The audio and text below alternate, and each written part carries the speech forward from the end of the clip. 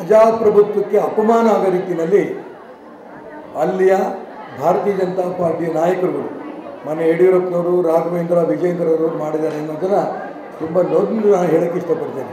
ಯಾಕೆಂತಂದರೆ ಪ್ರಜಾಪ್ರಭುತ್ವದಲ್ಲಿ ಯಾವುದೇ ವ್ಯಕ್ತಿ ಚುನಾವಣೆ ನಿಲ್ಲಂಥ ಅಧಿಕಾರ ಇರುತ್ತೆ. ಚುನಾವಣೆ ನಿಂತಹ ವ್ಯಕ್ತಿ ತನ್ನ ಅಭಿಪ್ರಾಯವನ್ನು ತನಗೆ ಯಾಕೆ ವೋಟ್ ಕೊಡಬೇಕು ಅನ್ನೋದನ್ನು ಕೇಳೋದಕ್ಕೆ ಪೂರ್ಣ ಸ್ವಾತಂತ್ರ್ಯ ಈ ಪ್ರಜಾಪ್ರಭುತ್ವ ವ್ಯವಸ್ಥೆಯಲ್ಲಿ ಇದೆ. ನನ್ನ ಸ್ನೇಹಿತರುಗಳು, ನನ್ನ ಹಿತೈಷಿಗಳು ಶಿರಾಳಕೊಪ್ಪದಲ್ಲಿ ಒಂದು ದೊಡ್ಡ ಸಾರ್ವಜನಿಕ ಸಭೆ ಇಟ್ಕೊಂಡಿದ್ದರು. ಮೈಕ್ ಲೈಸೆನ್ಸ್ ತೊಗೊಂಡಿದ್ದರು, ಜಾಗದ ಲೈಸೆನ್ಸ್ ತೊಗೊಂಡಿದ್ದರು. ಅಲ್ಲಿ ಸಾರ್ವಜನಿಕ ಸಭೆ ಮಾಡೋದಕ್ಕೆ ಪರ್ಮಿಷನ್ ಪೂರ್ಣ ಚುನಾವಣಾ ಆಯೋಗದಿಂದ ಪೂರ್ಣ ತೊಗೊಂಡಿದ್ದರು. ಎಲ್ಲ ಆಗಿ ಮೈ ಕಟ್ಟಿ ವೇದಿಕೆ ರೆಡಿ ಮಾಡಿಕೊಂಡು ಕುರ್ಚಿಗಳು ಹಾಕಿ ಸಾವಿರಾರು ಜನ ಹೆಣ್ಮಕ್ಳು ಕುರ್ಚಿನಲ್ಲಿ ಕೂತ್ಕೊಂಡು ಮೈಕ್ ಇಟ್ಕೊಂಡು ವೇದಿಕೆಯೆಲ್ಲ ಇದ್ದಂಥ ಸಂದರ್ಭದಲ್ಲಿ ಕೆಲವು ಗೂಂಡಾಗಳಲ್ಲಿ ಹೋಗ್ತಾರೆ. ಇಲ್ಲಿ ನೀವು ಮಾಡಿಕೊಡೋದು ಸಭೆ ಮಾಡಿಕೊಡೋದು, ನೀವು ಹಾಕಿರೋಂಥ ವೇದಿಕೆ ತಗೊಂಡು ಹೋಗ್ಬೇಕು, ಮೈಕ್ ತಗೊಂಡು ವಾಪಸ್ ತಗೊಂಡು ಹೋಗ್ಬೇಕು. ಕುರ್ಚಿ ಮೇಲೆ ಕೂತಂಥ ಹೆಣ್ಮಕ್ಳಿಗೆ ಹೇಳಿದ್ರು ನೀವು ವಾಪಸ್ ಹೋಗ್ಬೇಕು, ಕೂತ್ಕೊಡೋದು. ಏನು ನಡೀತಾ ಇದೆ ಇದು? ಸ್ವತಂತ್ರ ಭಾರತದಲ್ಲಿ ಇದ್ದೀವೋ ನಾವು ಅಥವಾ ಸರ್ವಾಧಿಕಾರಿ ಇರೋಂಥ ಜಾಗದಲ್ಲಿ ಇದ್ದೀವೋ, ಗೂಂಡಾ ರಾಜ್ಯದಲ್ಲಿ ಇದ್ದೀವೋ? ತುಂಬ ನೊಂದು ನಾನು ಹೇಳ್ತೇನೆ. ಹಾಗಾಗಿ ನಾನು ಅಲ್ಲಿ ಹೋದಾಗ ತುಂಬ ನೋವಾಯಿತು. ಅಲ್ಲಿದ್ದಂಥ ಪೊಲೀಸ್ನವ್ರು ಕೇಳಿದ್ರೆ ಏನು ಮಾಡ್ತಿದ್ದೀರಿ ಅಂತ. ಪಾಪ ಅವ್ರಿಗೆ ಸಂಬಂಧ ಇಲ್ಲ ಅದು. ಆದರೂ ಕೂಡ ದೊಡ್ಡ ರಸ್ತೆ, ಡಬಲ್ ರೋಡ್, ಆ ರೋಡನ್ನು ಬ್ಲ್ಯಾಕ್ ಮಾಡಿಕೊಟ್ರು.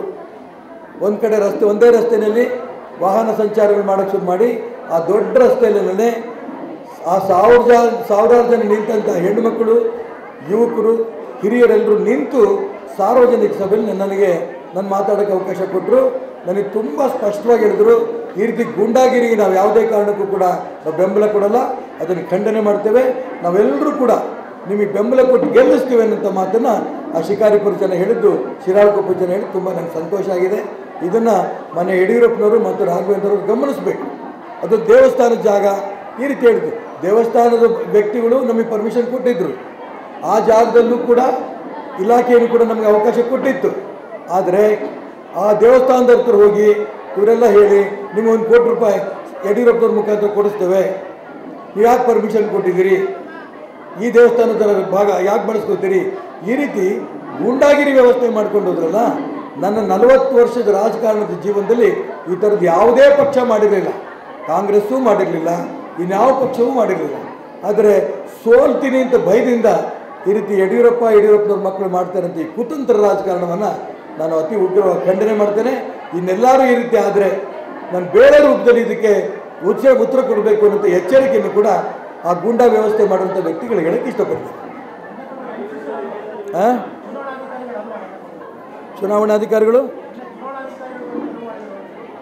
ಚುನಾವಣಾಧಿಕಾರಿಗಳು ನಾನು ಅಲ್ಲಿ ಹೋದಂಥ ಸಂದರ್ಭದಲ್ಲಿ ಯಾರೂ ಇರಲಿಲ್ಲ.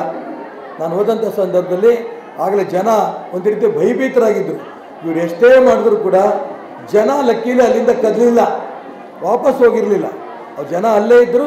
ಅವರೆಲ್ಲರೂ ಕೂಡ ನೋವು ವ್ಯಕ್ತಪಡಿಸ್ತಾ ಇದ್ದರು. ಯಾಕೆಂದರೆ ಶಿಕಾರಿಪುರದಲ್ಲಿ ಬರೀ ಶಿರಾಳಕೊಪ್ಪ ಅಲ್ಲ, ಇಡೀ ಶಿಕಾರಿಪುರ ತಾಲೂಕಲ್ಲಿ ಒಂದು ರೀತಿಯ ಭಯಭೀತಿ ವಾತಾವರಣ ಇದೆ. ಜನ ಮನೆ ಬಿಟ್ಟು ಹೊರಗಡೆ ಬರೋಕ್ಕೆ ಹೆದರ್ತಾ ಇದ್ದರು ಒಂದು 8 ದಿನದ ಕೆಳಗಡೆಯಿಂದ. ಈಗ ಅನೇಕ ಸಾರ್ವಜನಿಕ ಸಭೆಗಳು ನಾನು ಮಾಡಿದ್ದೀನಿ. ಈಸೂರಲ್ಲಿ ಸಾರ್ವಜನಿಕ ಸಭೆ ಮಾಡಿದೆ, ಅದೇ ರೀತಿ ಶಿರಾಳಕೊಪ್ಪದಲ್ಲಿ ಮಾಡಿದೆ, ಮತ್ತು ಹಿತ್ಲಾದಲ್ಲಿ ಮಾಡಿದ್ದೀನಿ, 10 ಕಡೆ ಸಾರ್ವಜನಿಕ ಸಭೆಗಳು ಮಾಡಿದ್ದೀನಿ, ಕಪ್ಪನಹಳ್ಳಿಲಿ ಮಾಡಿದ್ದೀನಿ. ಎಲ್ಲ ಕಡೆಯೂ ಕೂಡ ಜನ ಪ್ರಾರಂಭಕ್ಕೆ ಸ್ವಲ್ಪ ಬಂದು ಒಂದು ದೊಡ್ಡ ಸಂಖ್ಯೆಯಲ್ಲಿ ಸೇರ್ತಾರೆ. ಅವ್ರು ಹೇಳ್ತಾರೆ, ಸರ್ ನಾವು ಇನ್ನು ಮುಂದೆ ಭೀತಿಯಿಂದ ಇರಲ್ಲ, ನಿರ್ಭೀತಿಯಿಂದ ನಾವು ನಿಮಗೆ ಓಡಾಟನೂ ಮಾಡ್ತೀವಿ, ನಿಮಗೆ ಗೆಲ್ಲಿಸ್ತೀವಿ ಅಂತ ಮಾತನ್ನು ಹೇಳಿದರೆ. ರಾಘವೇಂದ್ರನ ಬಗ್ಗೆ ಆಕ್ರೋಶ ಇದೆ, ಭಾರತೀಯ ಜನತಾ ಪಾರ್ಟಿ ಕಾರ್ಯಕರ್ತರಿಗೂ ಆಕ್ರೋಶ ಇದೆ, ಕಾಂಗ್ರೆಸ್ನವ್ರಿಗೂ ಆಕ್ರೋಶ ಇದೆ. ಕಾಂಗ್ರೆಸ್ನವ್ರದ್ದು ತುಂಬ ಸ್ಪಷ್ಟವಾಗಿ ನಾನು ಫೋನ್ ಮಾಡಿ ಹೇಳ್ತಾ ಇದ್ದಾರೆ, ಸರ್ ನಾವು ನಿಮಗೆ ಬೆಂಬಲ ಕೊಡ್ತೀವಿ, ಗೀತಾ ಶಿವರಾಜ್ಕುಮಾರ್ ಯಾವ ಕಾರಣಕ್ಕೂ ಗೆಲ್ಲಲ್ಲ, ಅವರಿನ್ನೂ ಈ ಕಡೆ ಪ್ರಚಾರವೂ ಶುರು ಮಾಡಿಲ್ಲ, ನಾವು ನಿಮಗೆ ಸಪೋರ್ಟ್ ಮಾಡ್ತೀವಿ ಅಂತೇಳಿ ಕಾಂಗ್ರೆಸ್ನವರು ಸಪೋರ್ಟ್ ಮಾಡ್ತಿದ್ದಾರೆ. ಮಾನ್ಯ ರಾಘವೇಂದ್ರ ಅವ್ರ ಜೊತೆಗೆ ಹೋಗ್ತಾರೆ ಅಂತ ಭಾರತೀಯ ಜನತಾ ಪಾರ್ಟಿ ಕಾರ್ಯಕರ್ತರು, ಪದಾಧಿಕಾರಿಗಳು ಫೋನ್ ಮಾಡಿ ಹೇಳ್ತಾರೆ, ನಾವು ವೋಟ್ ನಿಮಗೆ ಕೊಡ್ತೇವೆ, ವಿಧಿ ಇಲ್ಲ ರಾಘವೇಂದ್ರ ಜೊತೆ ಹೋಗ್ತಾ ಇದ್ದೇವೆ. ಇದನ್ನು ಹೇಳ್ತಾರೆ. ಶಿಕಾರಿಪುರ ಒಂದು ರೀತಿಯ ಭೀತಿ ವಾತಾವರಣ ಶಿಕಾರಿಪುರದಲ್ಲಿದೆ, ಭಯದ ವಾತಾವರಣ ಇದೆ. ಹಾಗಾಗಿ ಯಾರೂ ಹೆದರದೇ ನಾವು ಖಂಡಿತ ನಿಮ್ಗೆ ವೋಟ್ ಕೊಡ್ತೀವಿ ಅಂತ ಹೇಳ್ತಿದ್ದಾರೆ. ಮುಂದೆ ಬಂದು ಅನೇಕ ಯುವಕರು ಇವತ್ತು ನನಗೆ ಬೆಂಬಲವನ್ನು ಕೊಡ್ತಾ ಇದ್ದಾರೆ. ಇದು ಶಿಕಾರಿಪುರದ ವಾತಾವರಣ. ನಾನು ಅದಕ್ಕೋಸ್ಕರ ಹೇಳ್ತೀನಿ, ನಿನ್ನೆ ಶಿರಾಳಕೊಪ್ಪದಲ್ಲಾಗಿರೋಂಥ ಘಟನೆ ಬಗ್ಗೆ ಮಾನ್ಯ ಯಡಿಯೂರಪ್ಪನವರು ಮತ್ತು ರಾಘವೇಂದ್ರ ಅವರು ಆ ಇಡೀ ರಾಜ್ಯದ ಜನರಿಗೆ ಕ್ಷಮೆ ಕೇಳಬೇಕು. ಪ್ರಜಾಪ್ರಭುತ್ವದ ವಿರುದ್ಧವಾಗಿ ನಡ್ಕೊಂಡಿದ್ದಾರೆ ಅವರು. ಅದು ವಿರುದ್ಧವಾಗಿ ನಡ್ಕೊಂಡಿರೋದ್ರಿಂದ ಆ ಇಡೀ ರಾಜ್ಯದ ಜನರು ಕ್ಷಮೆ ಕೇಳಬೇಕು. ಮುಂದೆಂದೂ ಈ ರೀತಿ ಆಗದಂಗೆ ನೋಡ್ಕೋಬೇಕು.